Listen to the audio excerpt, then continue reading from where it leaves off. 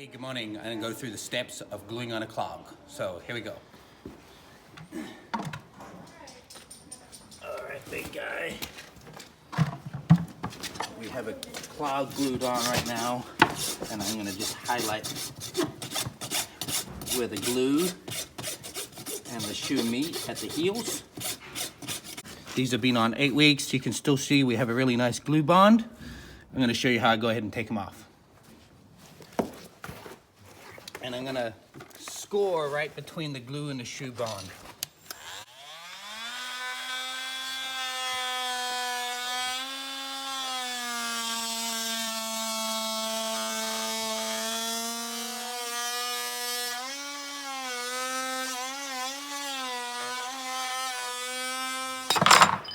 So I'm going to use my clinch cutter and a rubber mallet to pop the glue bond at this point. See, I popped that side.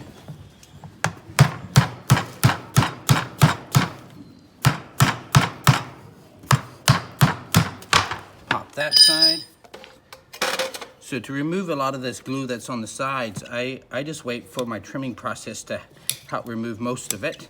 And you'll see that as I come back through my heel here, a good portion of my glue got trimmed off. And I'll have less cleanup to do here in a minute after my trim.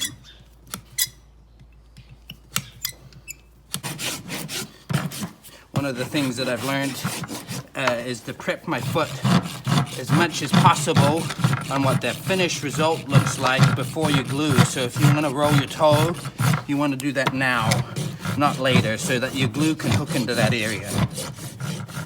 And I'll show you more what that looks like when I've cleaned up the shoe and bring the shoe back to the foot. When I'm going to remove the excess glue at the heel, and I'm going to just still do it in my working position under the horse. And the goal is to just stop as soon as you see the glue peel off and you see new hoof wall. Don't have to get all of it, because when I go back and score the foot, the rest will come off.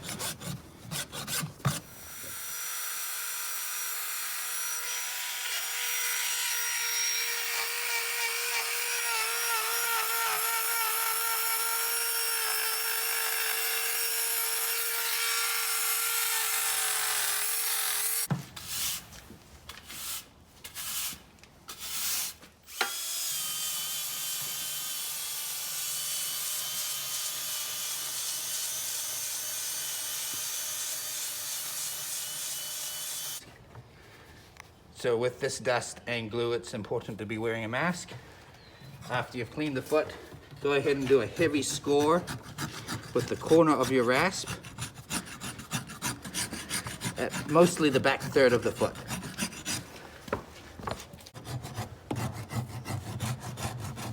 Okay, done.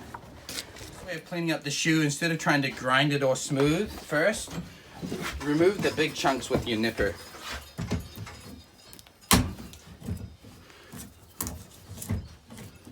And that's if you're resetting. If you're not resetting, then it's a different process. But we're gonna just go ahead and it's quicker, less dust, to just go ahead and take your nippers.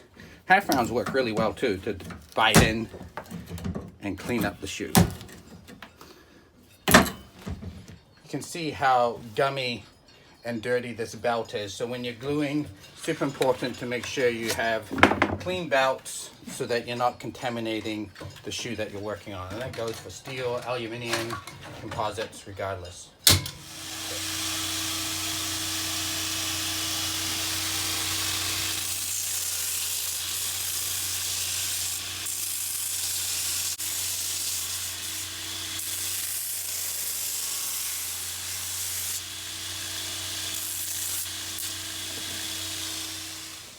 As I'm getting the shoe ready to glue, I'm going to put a pair of gloves on so I don't contaminate the shoe surface with any of my oils from my hands.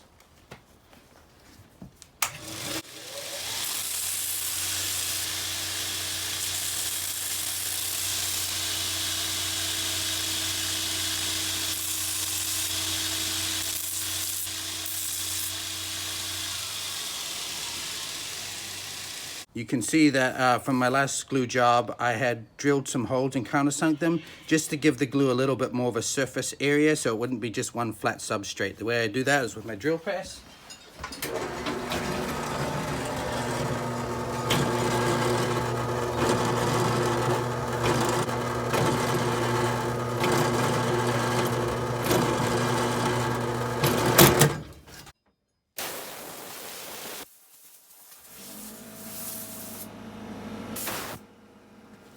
So after I've trimmed and prepped my outer hoof wall, I'm going to prep my inner hoof wall. I'm going to use a 2-inch wire wheel on a drill and just score it so it has, the glue has a nice place to adhere to.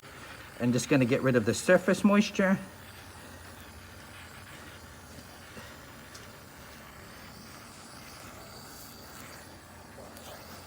Trim the hair back a little bit so it doesn't get caught in the glue. Voila. Foot's prepped, ready to glue. Here's our shoe. I'm gonna go ahead and score and put a nice round over on my toe there.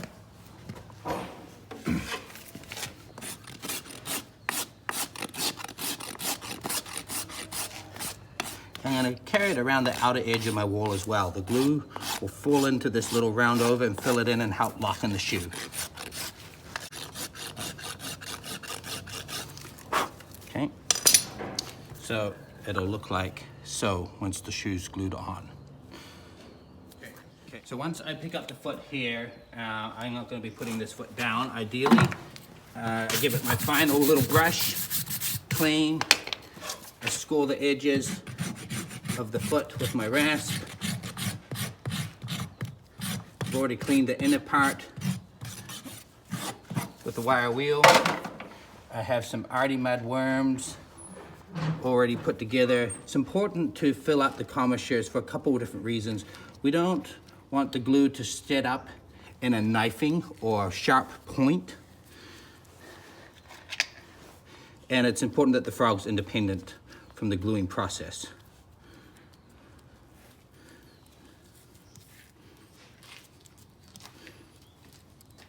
If the horse needs to put its foot back down during this time, it's fine. Just have a little sheet of paper or something available for it to stand on. I'll also sometimes create a little bit of a dam with the Artimud in the back of the foot so that I keep the back of the frog free from glue getting on there as well. All right, at this point, glue's been in the heat gun. Blanket getting warm, it's chillier today. I have brand new tube of glue. I'm gonna wait till the color changes. So it's kind of tan, and once it starts to mix, you'll see it turn a different color. There, see how it's cream? There's more cream. It started to mix well. So I'm gonna go ahead and fill up the bottom of the foot. I'm gonna go ahead and fill up all my little glue rivet holes on my shoe. Have enough in the heel to come around the edge of the hoof wall. I'm gonna spread the glue around with a tongue depressor first so I know that it gets worked into all the little nooks and crannies and fissures that we created.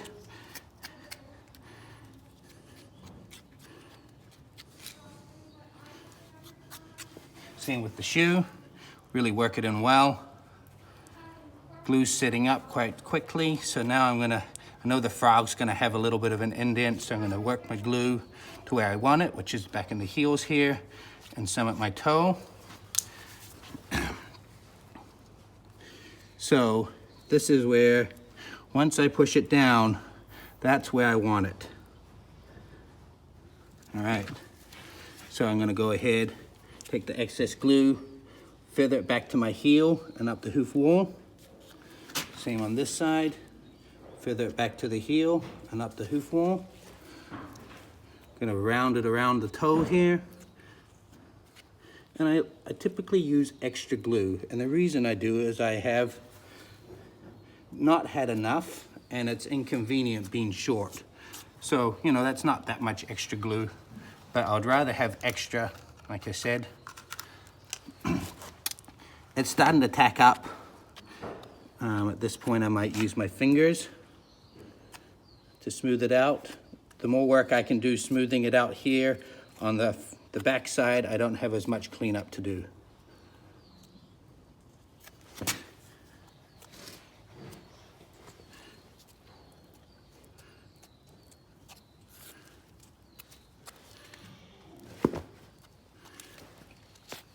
All right, at this point, I'm gonna ask Joe to take off one layer of glove so I can hold his foot without putting glue on his hair. There we go. All right. Stretch wrap can be one of those things that can work in your favor or against you. If you pull it too tight at this process right now, you can actually move the shoe and move it off center. So when I go to break it off, you can see that I'm breaking it off from being in my hand. And the main reason I'm doing this is just to kind of help trap the heat. It's a chilly morning. It's about, what, 35 degrees? And the exothermic reaction of this glue is able to help hold the heat in when I put the stretch wrap over it.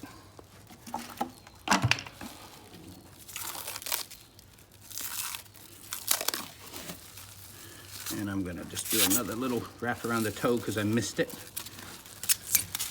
Oh, big guy. You're good, you're good.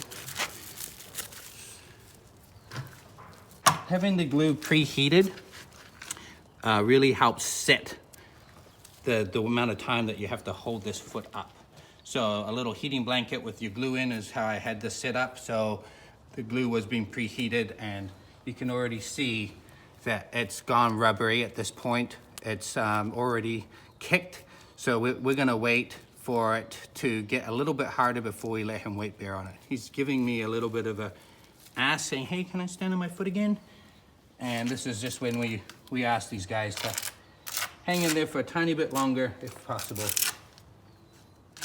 The glue's nice and hard. It's kicked up. It's about 4 minutes, and I'm gonna ask him to slowly bear his weight on it. So what I do, so they don't slam it down, is I'm holding right above the carpus here, and I let the leg go down slowly like so. That was a great example. Thank you for doing it like that.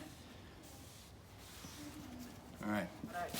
We go ahead and remove our stretch wrap.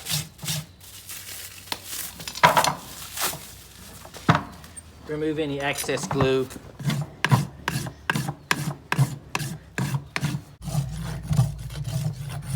You can see how the round over on the hoof wall in the shoe, the glue fills in that area and helps create a little bit of better bond.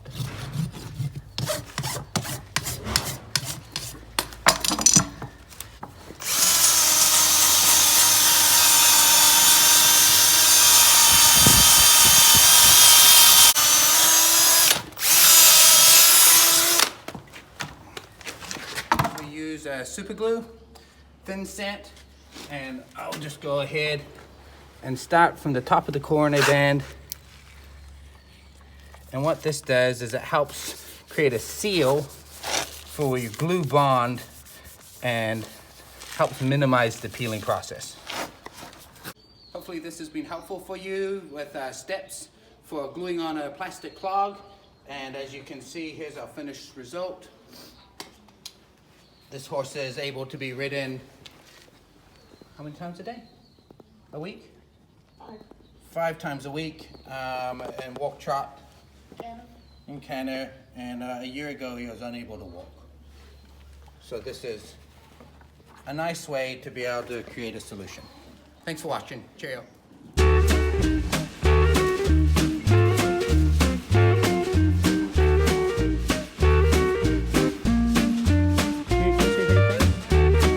All right, thank you guys.